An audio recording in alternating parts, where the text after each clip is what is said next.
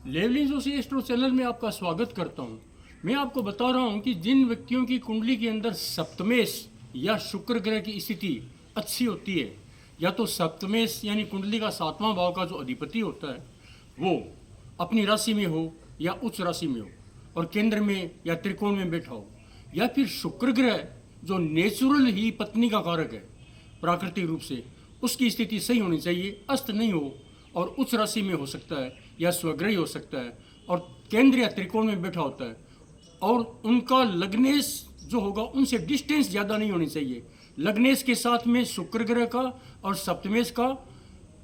तीसरे एकादश भाव का संबंध होना चाहिए, 3-11 का संबंध होना चाहिए। अगर लग्नेश जहाँ भी है उससे शुक्र ग्रह या सप्तमेश एक राशि छोड़ करके बैठा है तो उनमें 3-11 का संबंध हो जाता है। उन व्यक्तियों को लाइफ पार्टनर का उत्तम सुख मिलता है, लेकिन ये उत्तम कंडीशन में हो या नवांश कुंडली के अंदर भी उत्तम पोजीशन में हो। जिन व्यक्तियों की कुंडली में शुक्र ग्रह जिस राशि में बैठा होता है, मान लीजिए जैसे शुक्र ग्रह है अगर धनु राशि में बैठा है तो इसका मतलब शुक्र ग्रह धनु राशि में बैठने का मतलब यह हुआ कि शुक्र ग्रह की अंतर्दशा या महादशा अगर आती है और उसके दरमियान सप्तमेश की अंतर्दशा आती है तब जातक का विवाह हो सकता है। अगर मान लो जिस व्यक्ति की कुंडली में सप्तमेश जिस राशि में बैठा है, मान लीजिए सप्तमेश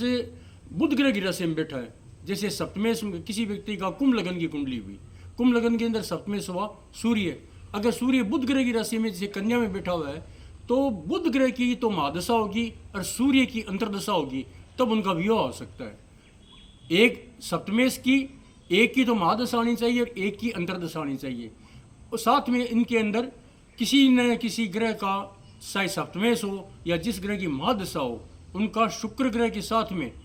नक्षत्र संबंध होना चाहिए। अगर नक्षत्र संबंध होता है तो विवाह जल्दी हो जाता है। लेकिन जिन व्यक्तियों की कुंडली के अंदर सप्तमेश अगर शनि के साथ में बैठ जाता है उन व्यक्तियों का विवाह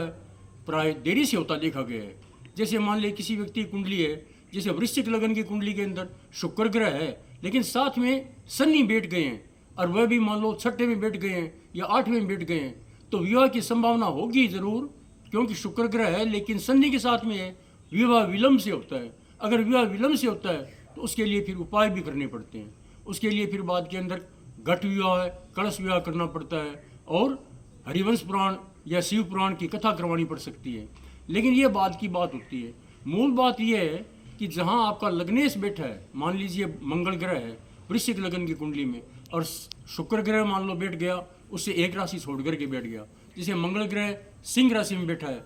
मंगल ग्रह सिंह राशि में, तो शुक्र ग्रह तुला राशि में बैठ गया या शुक्र ग्रह मिथुन राशि में बैठ गया, तो ये 3-11 का संबंध होता है। तो पति और पत्नी के अंदर मित्रतापूर्ण संबंध होते हैं।